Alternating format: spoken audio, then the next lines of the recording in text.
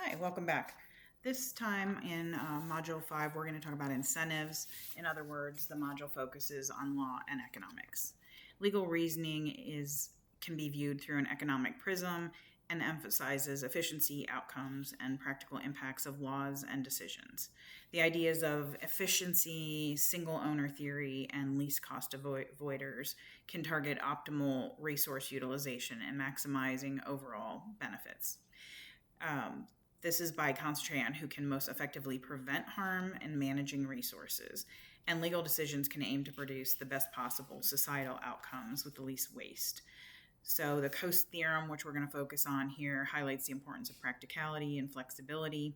In essence, we're viewing law through an economic lens, prioritizing tangible results, practical solutions, and societal benefits. This is done in a couple of different ways. If you're looking at the overview, the notes for Module 5, ex ante decisions, that's a Latin term meaning before the event, and it means that the court is considering the possible effects or consequences of a law or decision before it's implemented or before an event occurs. Ex ante, ex ante is proactive and it tries to anticipate outcomes.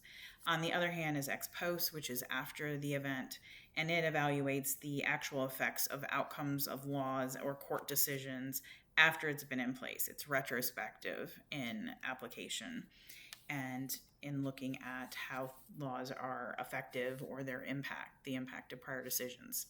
We're also going to talk about the idea of efficiency, the best possible outcome using the least amount of resources. This can lead to fairer outcomes, save time and money, reduce wasteful use of resources. And also the looking at the economic single owner theory, which is that one person or entity owns everything. If that were the case, that they would act in a way that maximizes the overall use of the assets. Some other economic theories looked at in this unit is the least cost avoider, which party can prevent or minimize the harm at the lowest possible cost. We're looking at administrative cost. What does it cost? The expenses associated with the implementation and enforcement and management of laws or regulations. Monetary costs can be time, money, effort, resources. And then the Coase theorem, which is by Ronald Coase. His theorem posits that when property rights are clear and transaction costs or the cost of making a deal are low, parties will negotiate and reach agreements that lead to efficient outcomes. This theorem highlights the power of negotiation in resolving disputes efficiently. The first article that we're going to look at is that of Easterbrook, the Court and the Economic System, and it looks at shifts in the Supreme Court's approach and understanding of economic reasoning, that he is expounding upon the dual role of the court to resolve existing disputes and to craft rules, but also providing justice for the past, resolving existing disputes, and sculpting rules that shape future behavior. So many of the court's non-constitutional decisions have direct repercussions on direct entities outside the government, especially in the economic domain. So that's what he's focusing in on in his article.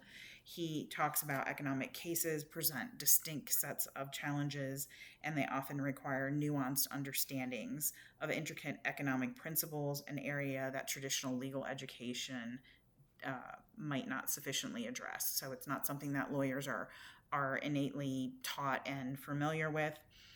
So Easterbrook is emphasizing the importance of ex ante perspective, analyzing the potential future effects of current actions, kind of specifically in the economic forum, and how it is necessary for justice to comprehend how incentives operate at the margin and discern fundamental reasons driving litigation. So his article, The Court and the Economic System, it looks at these issues and talks about dispute resolution is backward looking, whereas rule creation is forward looking, and that a rule creates additional benefits for people who can alter their behavior in the future.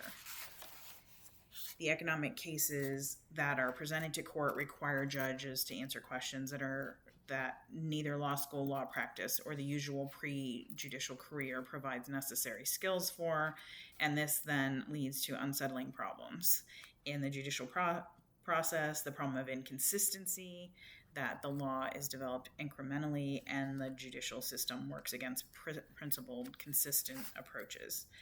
So he starts looking at a criteria for assessing the court's performance for economic issues, and talks about a right that cannot be subject to bargaining is worth less, and has some other arguments about fairness arguments or ex post arguments, that's something that you're looking into the future for, might not be looking specifically in this case. So going to page 6, he talks about why are there laws, and that there are two basic styles of statutory construction. In one, the judge starts with the statute, the attributes have a certain purpose, and then the court may need to fill in gaps to come to that purpose, is his argument. The converse approach to that is when judges treat the statute as a contract, when they look at it as parties who have you have to discover what they resolved and what they left unresolved in their contract, and you're implementing the bargain of a faithful agent, so you're strictly construing it. You're not going outside the four corners of that contract.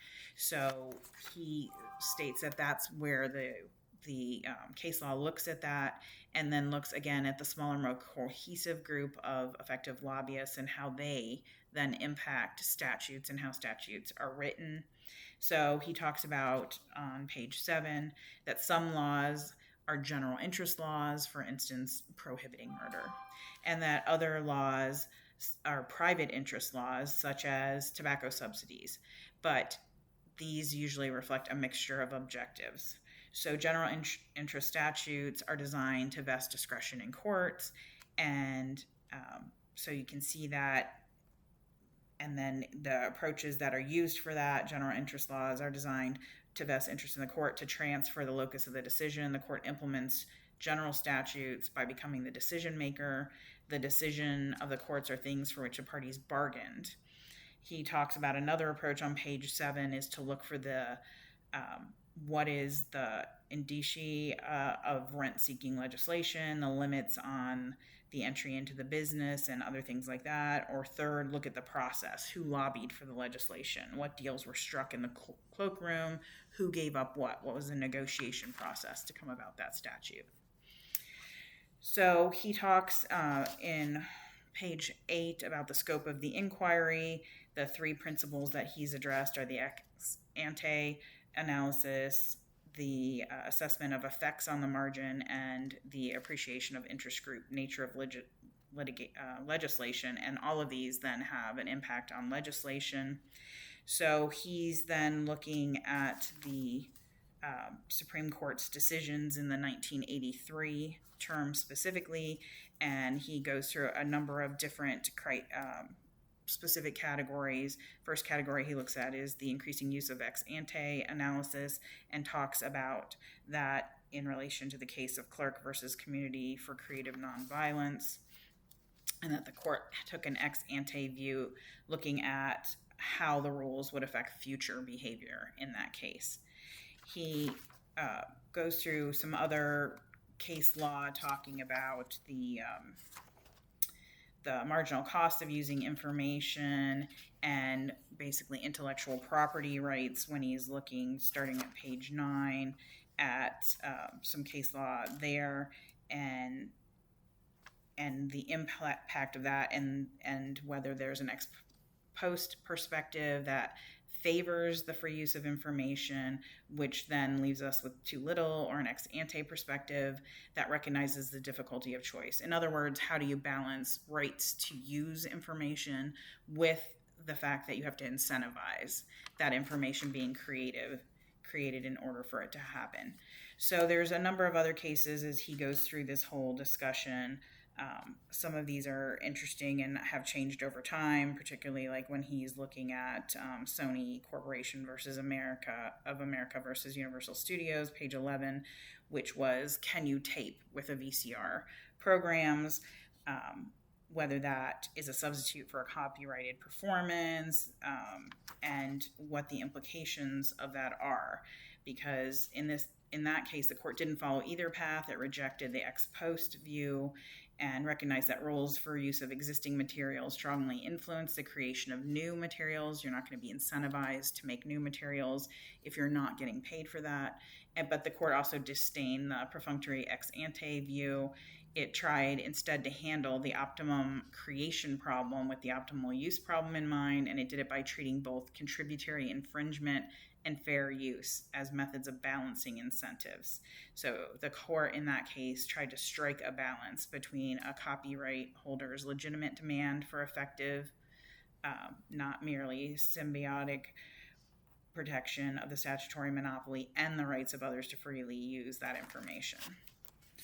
So you can look further on that, talks about the issue of issue preclusion and collateral estoppel on page 14, claims of evidentiary privilege that cannot be resolved without looking at the ex post ex ante choice and trying to balance those when looking at these economic cases.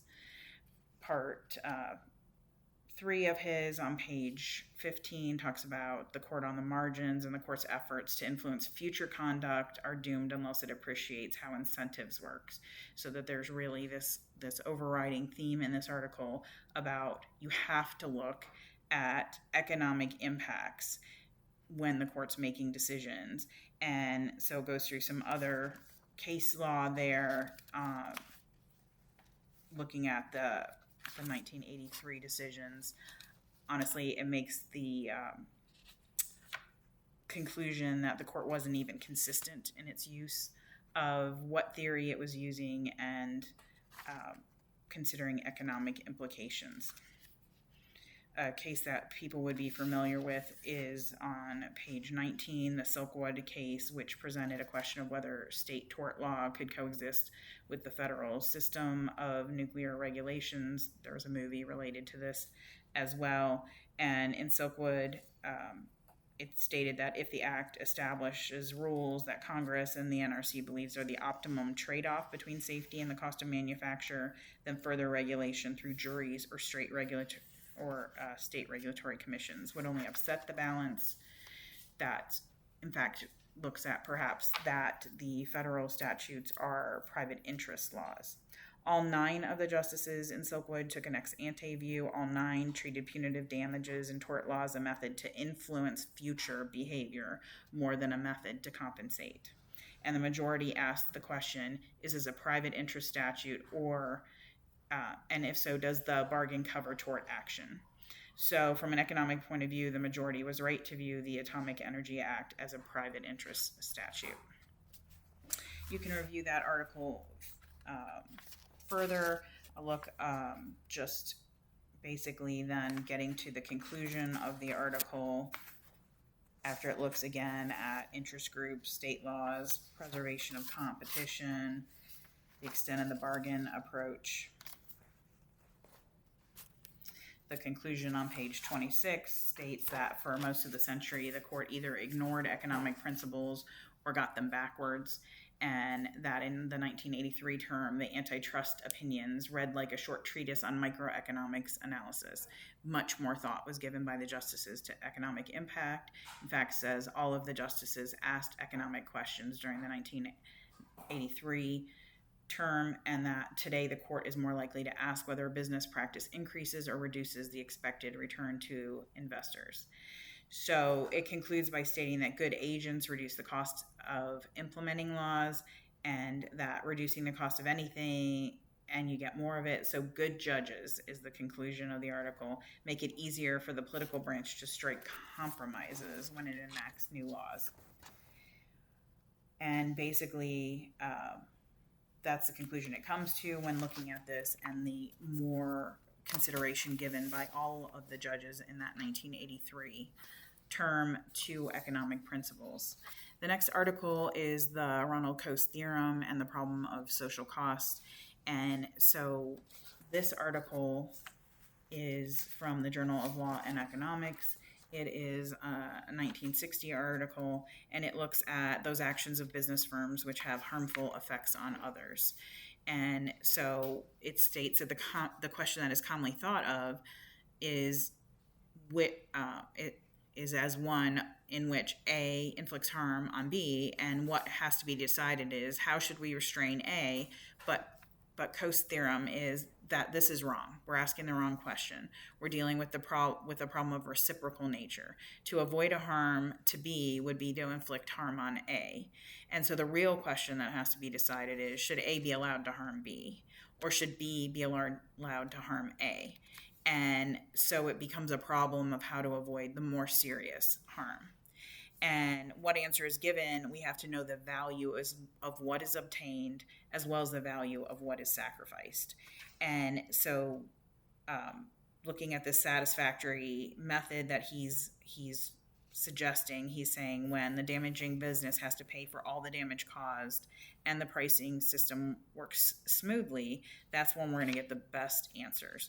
So he starts with a discussion about crop loss and herds, and then that's forms the foundation of the article to give you a context in which that he's going to then talk about the pricing system and whether there's, for instance, what happens when there's no liability for damage versus when each of these people involved in the transaction are trying to come up with the maximum value of production and a pricing system that is assumed to work without cost.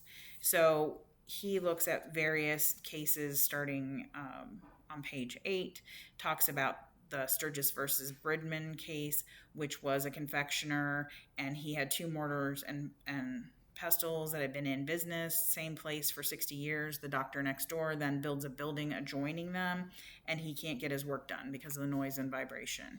And in that case, the court decides the doctor had the right to prevent the confectioner from using his machinery. The injunction was granted. The solution of the problem depended essentially on whether the continued use of the machinery added more to the confectioner's income than it subtracted from the doctor's income. So then he turns on page 10 to looking at Cook versus Forbes, and an injunction was sought to stop the manufacturer from emitting fumes, but the view that was taken that the damages was accidental and occasional, and that careful precautions were taken, and that there was no exceptional risk, so an injunction was refused. This kind of issue of smoke nuisance was then picked up again on page 11 in Bryant versus Lefevre, when you had plaintiff and defendant in adjoining homes. Defendant took down their home and rebuilt it, and then it had a higher wall. This caused plaintiff's chimney to smoke whenever he lit a fire. So the trial court stated that the reason why the chimney smoked was the erection of the wall and the stacking of timber. In other words, the actions defendants took, and awarded damages to the plaintiff.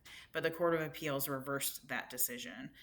They found that the egress of the smoke from plaintiff's home, that the plaintiff had no right to that. He had no right to expect that to come into defendant's property, that the plaintiff created the smoke, and that's what interfered with his comfort. So the plaintiff's own actions are what caused his problems. The smoke was made by him. That's what he was complaining about. And so that it was plaintiff's own fault and not defendant's. So that even with this erection of the wall by defendant that changed where the smoke was going, they saw the problem from completely a different point of view, because the appellate court looked at who caused the smoke, and that then determined where the allocation of rights went. So this issue kind of comes up again then about free air and the movement of free air on page 14 in Bass versus Gregory, and defendant wanted to stop or prevent the free passage of air from a cellar. And in this case, the judge held that the public house had a right by the doctrine of loss grant. And basically, from an economic point of view, these cases were similar, but were treated very different when the question asked by the court becomes different, the focus of the court on what's going on. So in one case, the plaintiff created the smoke, and therefore he was the one with the liability. In the second case, even though it was the plaintiff who created the smoke, when there was interference with the egress of the smoke, the court found the opposite. This then goes on to talk about just basically that government regulations is an alternative solution to going to court. And so you see that in nuisance regulations and statutes or in zoning, that you're trying to then balance these rights of competing property owners. And he comes to the conclusion on page 18 that there's no reason to suppose that the restriction in zoning regulations that are made by fallible administrations subject to political pressures and operating without competing competition checks will necessarily be those that will increase efficiency within the economic system. So basically, again, facing the problem of one is choosing the appropriate social arrangement for dealing with harmful effects. Coase states it is his belief that economists and policymakers generally have tended to overestimate the advantages which come from government regulations. So he then talks on page 19 about the legal impact of this and comes to the conclusion that courts have often recognized economic implications of their decisions and are aware of the reciprocal nature of these problems, that both parties are affected and harmed depending on what exactly is decided. So he states that the comparison between utility and harm produced is an element in deciding whether harmful effects should be considered a nuisance. This is the top of page 20. Talks again about planning and zoning and the judiciary making decisions throughout the case, and looks at some other case law on where there are damages and who has those damages, and whether or not then, looking at page 24, starts looking at a long list of legalized nuisances, that there's also situations where the law provides freedom from liability. And so that these can impact all of these, that the example he then gives on page 25 is when there is, for instance, an airport built, that the airport can be in the public's best interest, but it can still have an impact on an individual property owner. So how do you balance those rights? And so he's looking at some cases that have to do with that, and basically then says, page 26, that in this airport situation, the judge is saying, it's a City of Atlanta case, that there's an indispensable right or need for the public interest in the airport, but that so the petitioner is denied injunctive relief, but they're still looking at this. Where's the harm? Where do you do the balance for that? And essentially on page 26, he says activities which they would like to see stopped or curtailed may be socially justified, that the private landowner's rights, because of social justification, may not prevail. Because you're ultimately looking at whether the gain from preventing the harm is greater than the loss which would be suffered elsewhere as a result of stopping the action which produces the harm. This conclusion is reached on page 27. So looking overall at the economic problem of determining how resources are to be employed. He looks at the Pigou treatment in economics of welfare, which looks, his purpose is to discover whether any improvements could be made in the existing arrangements which determine the use of resources. And his conclusion is that improvements could in fact be made. But there are obstacles that prevent community resources from being distributed in the most efficient way. And so he looks at all of that. He uses examples of uncompensated damage to surrounding woods caused by railway, sparks from railway engines. This is page 30. And that the railway had a statutory, again, public interest in running the steam engines. So that we're constantly coming to this, so that the conclusion was that it's desirable that the railway should be made liable for the damages that it causes is wrong, because then we're interfering with the ability for the public to benefit from the railway. He looks at all of the different questions related to that, but Coase is stating on page 34 that Pigou does not seem to notice that his analysis is dealing with an entirely different question than the one he asked. The question at issue is whether it is desirable to have a system in which the railway has to compensate those who suffer damages from the fires which it causes, or in which the railway does not have to compensate them. So the question should be asked in the alternative, and that's what Pigou is not looking at.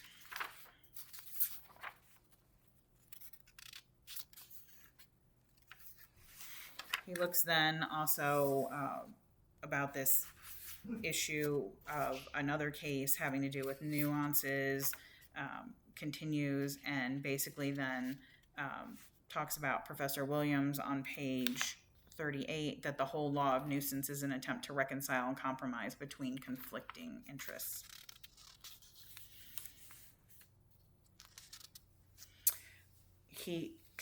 Coase concludes on page 39 that the Pigou, that both his analysis and his policy conclusions are incorrect and should not be followed. That the belief that it is desirable that a business which causes harmful effects should be forced to compensate those who suffer damages is undoubtedly the result of not comparing the total product obtainable with alternative social arrangements.